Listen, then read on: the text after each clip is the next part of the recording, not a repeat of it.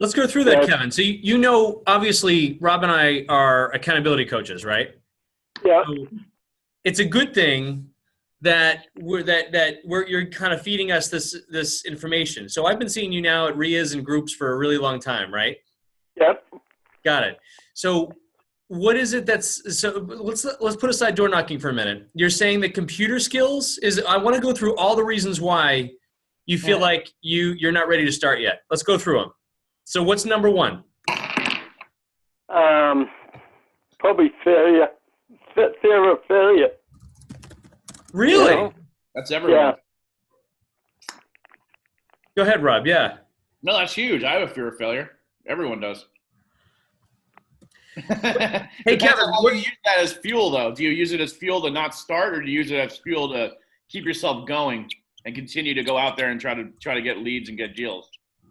Well, I guess it's mostly trying to stay motivated. Mm-hmm. Yeah, it's difficult when you're self-employed and you know you're not on a 9 to 5 clock and you don't have to be there because you don't have an employer. Yes, it can be very difficult to keep yourself motivated and on task and on schedule. I realized one thing. I was a great employee because I could always get the job done for the guy I was working for. But Yep. the self-motivation is kind of difficult, Yeah, but you're just making him rich, though, right? Yeah. I made a lot of people wealthy. Kevin, if we go down the rabbit hole here, tell me what failure looks like to you. What is failure? So you start making phone calls and sending out direct mail, right? Let's say you don't have any resources, so you're just doing the phone calls. What does failure look like to you? What's the scary part? I guess basically coming out of just losing a lot of money. I guess I don't have much money at risk if I'm doing the wholesaling, but I'm just thinking like, here I am, if I get into some kind of deal and I screw up somehow, I have the potential of losing my home. That's I'm looking at the worst case scenario. I'm probably making up a lot of crap in my mind. Yes, because, absolutely. I know that ultimately I'll come out on top, but I don't know. It's just. Well, I think you got to start even before that, even before losing your house to a bad real estate deal, and just ask yourself, what is the worst that can happen for getting on the phone and calling this person today, or going out there and door knocking? Well, actually, when I actually had some people I was calling on a buyer's list. Yep. And I was so afraid to make that first phone call. And then when I made the first phone call, it was like, wow, that wasn't that bad. Exactly. And then I made a few other calls, and but I didn't follow through. So that's common. But you see, once you get momentum, you do a few of them, you realize there's nothing really to be afraid of, and you have everything to gain and literally nothing to lose. I mean, we're here to help you if you were to even get to the point where you found someone who's motivated and you wanted to put a deal together. That's kind of what we're what we're all about. So, it's. Well, I'll tell you quite honestly, before I refinanced my house, I actually thought I might be calling you up because I figured, I might be losing this damn thing. But actually, things are going a lot better than I had thought. Glad to hear when that. When I went through the divorce, I was thinking, how am I going to be able to afford this house? And it's actually not a problem, Kevin, you're going to make me go through this. And you already know what I'm going to say, right? My first 5 deals in real estate, Kevin, I lost all 5. Do you remember that story? Yep, I do. All short sales in a foreclosure. $400,000 in debt, right? $400,000 in debt. Say, good. You're remembering the story, okay? Yeah. Now I'm going to proceed here and tell more stories than probably what you've heard. Rob's heard all these stories, unfortunately. No, I haven't. $400,000 in debt. I knew that I couldn't afford to lose any more money at that point, right? So what strategy did I use? What strategies does everybody use that doesn't necessarily have a lot of resources, right? What's a good strategy to start out? What do you think? I guess, we could probably say, well, the government's not going to let us stop. You know? Oh no, the government will chew you up and spit you out. I mean, you can ask Rob and I that question right now. They're totally screwing us this year in every way they possibly can. In fact, just for the fun part, for you guys that are all on this podcast and watch it recorded later, you know that we work full time for the government until May 10th of every year, right? We are working 40 to 60 hours a week for the government full time. They are our silent partner up until May 10th. You do not work for yourself until May 11th, just so you all know. Is it actually that early? Is it that early in the year? That is it. Well, it depends on what tax bracket you're in, right? But either way, it's a percentage of your year. Your percentage of your income, take that as a percentage of your year. That's how long you work full time for the government to just contribute your fair share. But besides any of even that stuff, right? Worst case scenario, Kevin, I bought 5 deals. I lost all 5. Credit was complete shit, right? $400,000 in debt.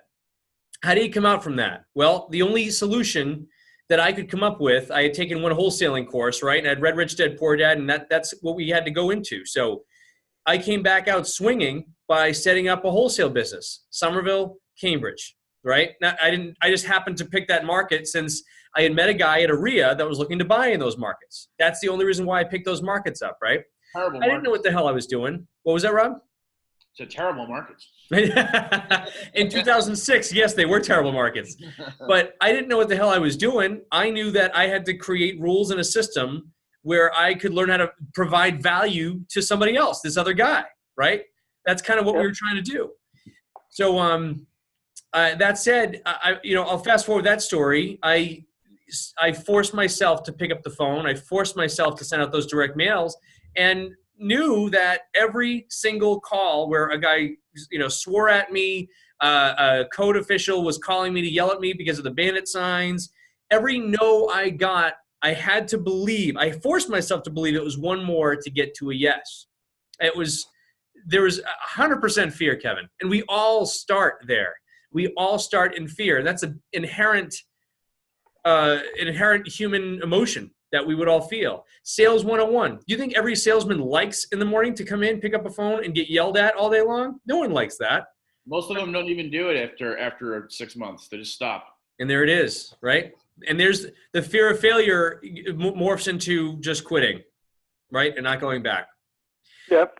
So what I'm trying to tell you is right now, if you're starting out and you have less than $400,000 in bad debt, not mortgage debt. I'm talking straight up debt that is not linked to any assets that now you're stuck trying to pay back, right?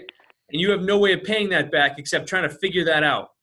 There was really less fear on me to know to pick up that phone. It was absolutely necessary. I just knew that no matter what, at all costs, I had to do this. And I found a way to provide value to somebody else to start. But that helped me get the whole wholesale machine off the ground, right? That helped me get the systems and the procedures and all the checklists and learning construction. And I didn't know any of that when I started.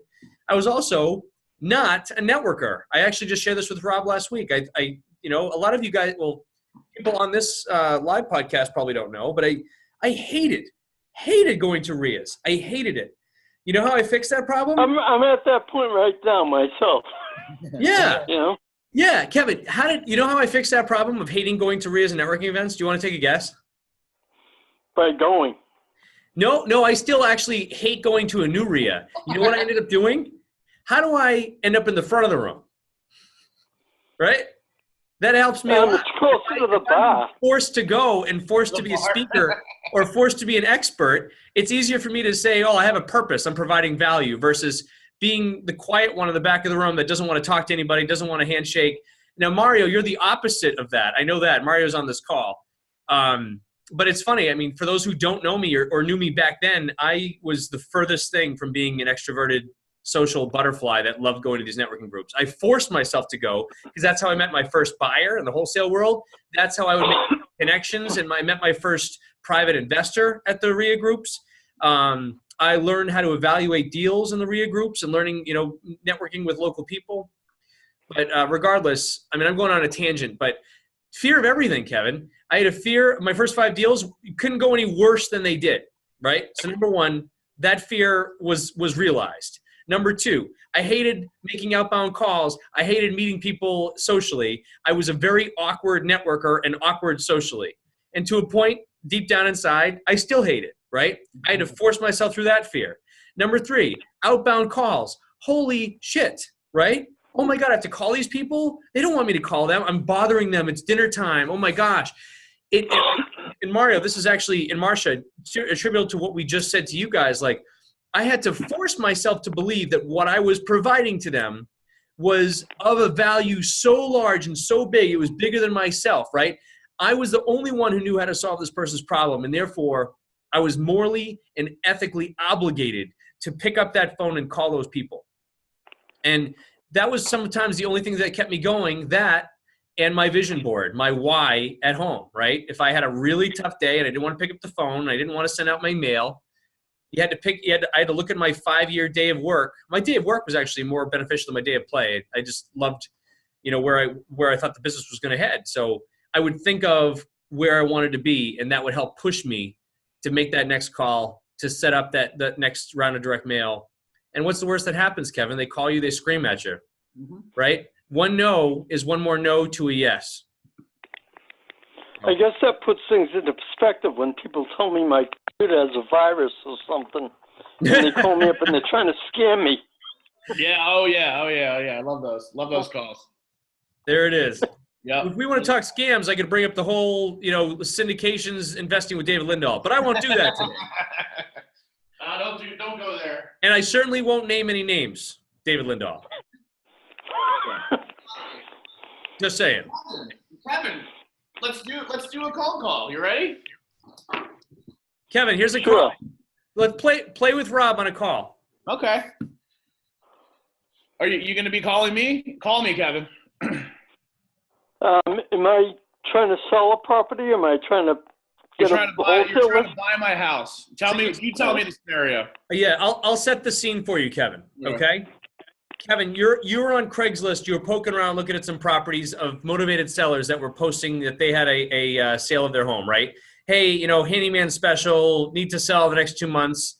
It's this guy named Rob. He gives his phone number, and you see it needs some work. You don't know his motivation, though. You don't know anything. But what you do know, Kevin, is that you, as a real estate investor, are a problem solver, and only you can talk to him, learn his motivation, and figure if there's a way that you can help make that deal work for them as a real estate investor. Okay, that's the scene. Are you good on that scene? You don't know anything else about the property. You don't know anything about him except it's a Craigslist ad. You saw a couple pictures. It's a guy named Rob that has a handyman special that says he needs to sell in the next couple months. Okay? Okay, here's where the cold feet come in. That's okay. That's the whole point. That's why we're doing this. Kevin, everything's practice, buddy. Come on, let's try it. Right. Hi, is this Rob? Yes, this is Rob. Who am I speaking with? You're speaking to Kevin. Kevin, Kevin Moore. Oh, okay. I noticed your ad on the Craigslist for a home for sale. That's right. Yeah. It's needs work. Yeah, it does. I've been living here for almost 25 years. My wife passed away about 3 months ago, and I'm just getting old, and I can't keep up with it right now. It's a big house. It's got 4 bedrooms. All my kids have moved out, and it's just I can't even. I'm in my 70s now. It's hard for me to even get up those stairs, man. It's just it's tough. I really need to let this thing go, but I'm not going to give it away. Yeah. Are you all like you paid off the mortgage and everything? Yeah, I'm free and clear. Thankfully, that's the good thing about it. That's a lot of equity there. Yeah. Oh, Kevin. Okay, let's pause right here. Here's your in on that call, right? So I just gave you a tremendous amount of information. Most likely will never be that easy, but here's your start. Okay. I say yes. I have a house to sell. Your first line. Really? Okay. I know that neighborhood, 123 Main Street. I got to ask. That's a great neighborhood. We buy houses there all the time. Why are you selling? That's your in. Okay. That's your first line. Okay. When I tell you, oh, this house needs a ton of work, then what you have to do is get that emotion up. and the way you do that is, Mr. Seller, when you say that, I mean, what do you mean? Like, what kind of things are you talking about? You try to get me to tell you all the things now that are wrong with the house.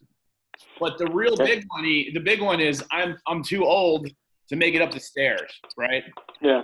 You know that. That's going to be tough. So that's another thing, you know. Really, really, Rob, what does that feel like when you know, that must be so tough. You know, you need to get to a single level, something like that. You got to really press on all of those buttons. You know what I'm saying? Yep. But that wasn't. It wasn't too long ago I had those problems with getting upstairs. I'm sure. My knee surgeries. You know what? You could even use that. People love stories. You know what, Rob? I had the same issue. I had surgery or whatever the situation, and I can't make it. You know, I couldn't make it up the stairs for months, and I totally understand that kind of thing. Right? So basically what you're doing, Kevin, is now you've gotten into a conversation, you've built some rapport, and it's just going to go like a normal conversation. And what you want to do is just keep that seller talking, and then eventually just say, you know what, this definitely sounds like something I'm interested in, and set the appointment. Easy as that. So you don't, should I ask them like what types of work the house needs and things like that? Yes, I would be very vague with your question. Be as vague as possible with your questions. All right. You want to just get the key is to get them to continue to talk. So when I tell you, oh, I've lived here 25 years and it just needs a ton of work, and you say, oh, really? What do you mean by that? What does it need? And then try to get me to tell you that sort of stuff. All right. Your Don't three push goals, too Kevin, hard. if you think about it like I do, where I have to put things into categories, right? You have three goals on this phone call. Number one is build rapport, right? You're trying to find something that can relate you and the seller together so that there's a like and trust there, okay? And number two is collect information, not just about the house. More importantly, you're collecting information about their motivation, right? Why are they selling? Why is their ad on Craigslist? Why did they respond to your probate mailer? So you're trying to find their motivation, and you're connecting with them the entire time. And number three is you're rating their motivation in your head. And if the motivation is high enough, you'll set the appointment with them to go out to their property. So collecting information on the property, for sure. But even better, as Rob just said, asking leading questions about their situation. You know, it seems like you said you couldn't get up the stairs. Oh my gosh, you know, has your family been talking with you about different options? You know, have you been kind of working with anybody to try to help resolve these issues? Like, all of these are good leading questions to kind of keep him talking about what else is there. What else is in his head right now? What's he thinking about? What solutions does he have already lined up? Does that make sense? Yeah, and there's a lot of ways you can go there, but the leading questions and just getting them to continue to talk is the number one thing, and just get as much information as you can and build that rapport. If they're talking, you're doing a good job. Rob and Nick, question. Absolutely. Could you ask him, because I would have asked him if he told me that he couldn't go up the steps, I would have said, well, in my 2010, I had surgery where I couldn't go upstairs for 3 years. How do you intend to solve this? Because I'm a solution provider. Are you looking for a single flat, one floor, house? Are you relocating somewhere else? What do you plan to do with that? I would be even more vague. I would say something like, okay, yeah, I think I understand, and even in my situation, I had surgery. I couldn't get up the stairs. It was terrible. If you were to sell to me, where would you go? One of those deals. Gotcha. Okay. So it's in the same line, because yeah, that way you give them now you let them along with a solution. You're telling them you can provide a solution, an option for them. Yeah, I mean, I think, yes, I agree that you're providing the solution, but you really want to ramp up that pain first, right? And then take note of everything that you're learning now. The guy, can't make it up the stairs, tons of deferred maintenance, can't do it himself. It doesn't sound like he has a lot of money. You could try to, obviously, if you had money, you'd probably do it. So that's all going to go into your solution at the end, right? Absolutely. Mm-hmm. Yeah. Good questions, Mario. Absolutely. Kevin, what's on your head right now? I'm sitting here saying, "Wow, I've got stage fright right now." Why? There's a few online. There's only going to be about 100,000 people looking at this after it's recorded. Why do you have stage fright? Because there's not a million. If you're calling a FSBO, they've said, please call me. I'm selling my house. They are so happy that you picked up the phone to try and call them because they posted an ad, Kevin. They want you to call them. Yeah. If you're going to do a cold call, then it's a little bit more, but that shouldn't be all that intimidating. That's just a very simple script, The bottom line, Kevin, ask yourself one simple question. If you don't make the phone call, did it change anything? Yeah, exactly. Love that question. So the bottom line is, I don't love getting no's, but I don't mind saying it because, again, what happens is you just improve each time you do it. Your first time ask for a date versus your seventh time asking that same girl for the date, it's going to go a lot better. Yep. Not that you ever want to date anybody. I would, that's another story. Unless the girl is going for other girls, in which case you've still done your job. But, Yeah. There you go. Well, You got the information, right? But yeah, that's another story. Yep.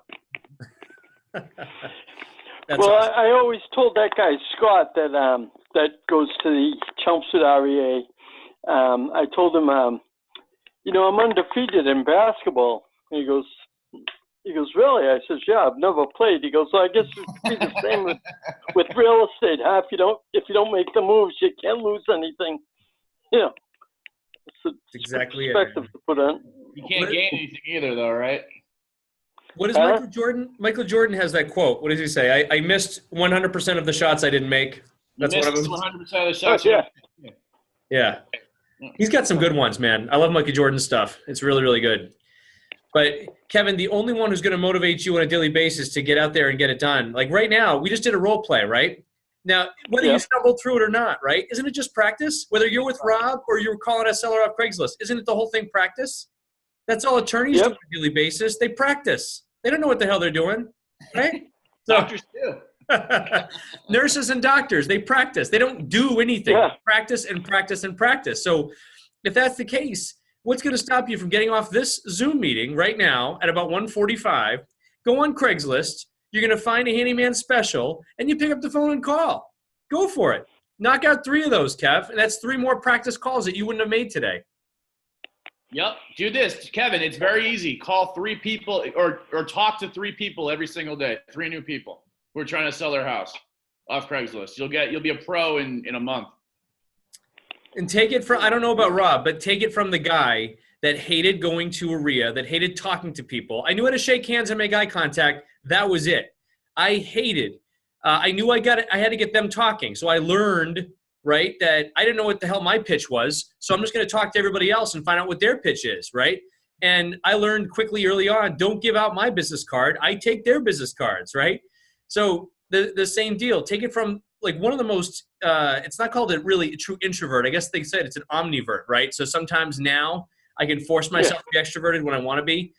But, take it from one of those guys that just hated every single second and take that hate, like Rob said, make it fuel you into saying, well, why am I in real estate? Why do I go to these RIAs? Why am I on these Zoom meetings? There's got to be something there. There's got to be a reason, and I got to connect with somebody that's going to say, you know what, it's not that bad.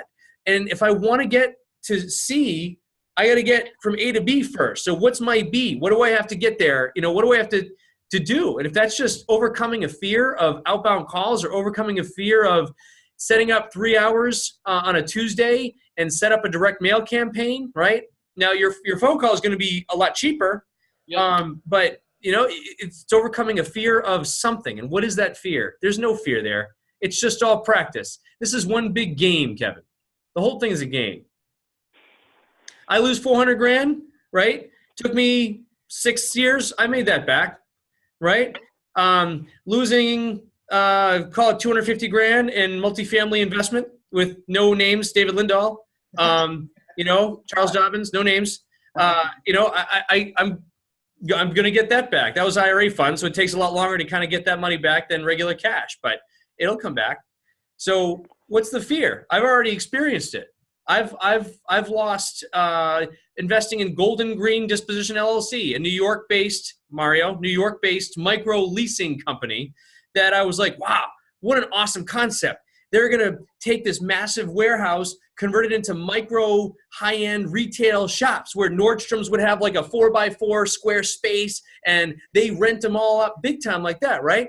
And you invest a whole bunch of money into that, and they have this awesome website that shows the whole build out, that shows the actual asset and the trucks and the excavators and all that. Guess what? That guy's in jail. None of it was real. Isn't that amazing?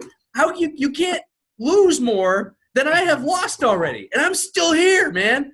In the words of Elton John, I am still standing, and so can you. Better than you ever did.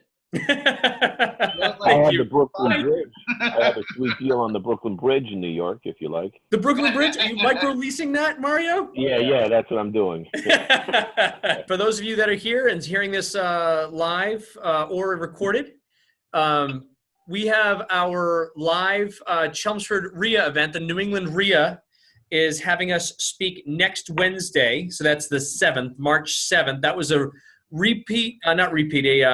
postponement of February 7th because of weather. So we're doing that, and the topic is going to be what is and is not important in starting out and sticking with your real estate business. What turns it from a hobby into a business, right? And that's one of the things that kind of pushes us a little bit different than a lot of the other gurus and speakers out there.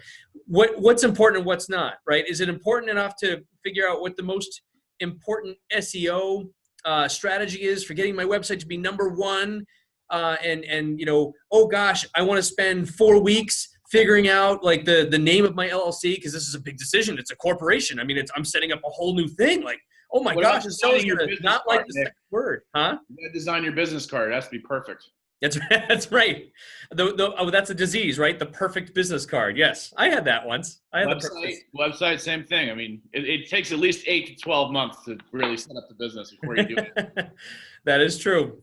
So we're going to go over what is and is not important. I'll be going over what turns it from a hobby into a business. And that night also, you guys who were on the last Zoom meeting, we saw that we had Kayvon on as a guest speaker. Kayvon was the gentleman from Indianapolis that had a really rough bringing up childhood. He was as he calls it, gang banging in gangs growing up, in and out of drugs and drug sales and in and out of prison, and even got shot in the head and lived to talk about it. Yep. So Kayvon passed our challenge.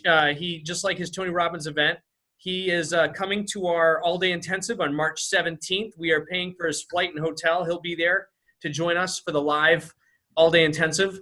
But that's what we have going on. March 7th, which is next Wednesday, we have our live event at New England RIA at the Radisson Hotel in Chelmsford at 6:30 p.m. And we have our all-day live event. You guys can check out both of those at www.shutupanddouit.biz. That is where we are kind of putting our events that we have, our live events. So we're here. We're going to keep doing these every other Thursday. If you guys want to keep logging on, if there's questions you guys have or just fears, or I love that we did a role play today. Rob, Kevin, that was awesome. That was fantastic. We're going to keep doing these. So if you guys want to invite some people and bring them on, these will be recorded and we'll post them to the Complete Deal Flow page after they're all finished up and touched up and that sort of thing. But anybody else want to talk about anything else? Q&As, whatnot? Deals, whatever you guys got. Well, Rob and Nick, what I liked was your vision board thing, and you're re-emphasizing every time to go back to your why. Mm-hmm. Like I have my ex-mother-in-law picture on my refrigerator, and that motivates me because I don't want to go back to her ever again. So I want to have my own house, Yes, understood. Okay. I thought you were going somewhere different than Mario, so I appreciate that. Yeah, me too. That's reverse psychology, but it's there. That's good. No. So do you find, Mario, like obviously you're a little more extroverted, I think, than a lot of us could be. But do you feel that fear sometimes, or do you feel that when you get a rejection, do you feel like this sucks? But like, what is that? What motivates you? Is your vision board? Or tell me what you think. Like what? No, well, what motivates me is I have a 3-tiered why. So in other words, my main why is my son, my daughter, and Crazy Dude. My middle why is to influence and help create a healthy and wealthy lifestyle for two family members or two people per day. And then my third is to leave a legacy for generations to come, empower people with the skill sets. So that's my 3-tier why. So that wakes me up every day. And then the bottom line is I'm competitive. So I don't like to lose. So I'll say, quite frankly, I'll say that guy sucked. If he can close that deal, I can. So, then I reevaluate what I did not to do it. Maybe I didn't pick up the phone. Maybe I didn't call. So maybe I was, that person's just not going to listen to me. And like you said, I call myself the REI solution provider. So therefore, I morally and ethically believe I can solve anybody's problem. And it's my obligation to go out, reach out, and touch them. So I don't care what I know. They're just not ready right now. Yep. Awesome. Just so you know, I mean, I did 100 loans. My first year, I put 100 people in my pipeline. I closed who got. So I thought I was the best. And, I didn't close anybody my first year, but I had 100 leads in my pipeline. I wasted an exorbitant amount of time, but it taught me how to do it. And then, at the end, I was making 20 to 40 G's a week. So 11 years later, it helped me. So, to tell Kevin, just keep talking. We're going to get better. First versus the 100th time. The thing is, once I start talking, though, no one's going to be able to shut me up. Well, that's not good either, though. No. God gave you 2 ears and one mouth. You ask them questions. You want them to tell talk. You ask them. They'll tell you everything they want, more than you even want to know. Let them tell I like you. the idea about the picture of your ex-mother-in-law, though. Yeah, that's a good one. Really losing weight. I've lost 20 pounds already. Kevin, what you want to be doing Socratic questioning, basically, open-ended. It's way more powerful. You obviously are probably going to know the answer to a lot of the questions you're asking, but it's way more powerful when they actually say them, right? Yeah. So obviously, I'm an old man. I can't pay for my house. You probably have a pretty good idea of why I'm trying to sell, but I'm still going to ask you and try to get you to tell me why I'm trying to sell, because it's just way, way more powerful once it comes from the horse's mouth. So that's the basic strategy. I said thank you, guys. No, absolutely. awesome. Next Thanks for 2 checking weeks, in. how many people are you going to talk to between now and then? Here we go. How many phone calls, Kevin? 3. 3? You said, well, talk to 3 people. Talk to 3 people a day. You can do 3 people, I'd say, in the next 25 minutes after you get off this Zoom meeting. You can do that totally. Go to Craigslist to start. There's obviously way other leads. We'd love to see you at Chelmsford, obviously, Kevin, because obviously if it's a refresher, if nothing else, I know you know a lot of the information. But, let us try to help motivate, get you back into play. But in the end, it's going to be you who motivates yourself. So we're here to help and support along the way. But you can totally do this, man. I've seen you around too many meetings for you not to have done a deal. You can totally do it. All right. We got you. I agree. Good. Now do it. All right. March 7th, guys. I would love to see you this coming Wednesday at the Chelmsford RIA, New England RIA in Chelmsford, Radisson Hotel 630. And remember to check out our live event, March 17th. The link for that is shutupanddoit.biz. And we will catch you. The next Zoom meeting is in 2 weeks from today. We're also going to be launching our podcast, the Shut Up and Do It podcast, where we have some guest speakers. Justin Silverio is going to be our first host, or not host, what's the word there? Guest speaker. Podcast guest. What is it? Podcast guest. Podcast guest, that's right. But stay tuned for that. Again, those will be airing probably similar to a bi-weekly, almost after these Zoom meetings. And we're here to provide value where we can. So reach out to us, info@CompleteDealFlowSystem.com.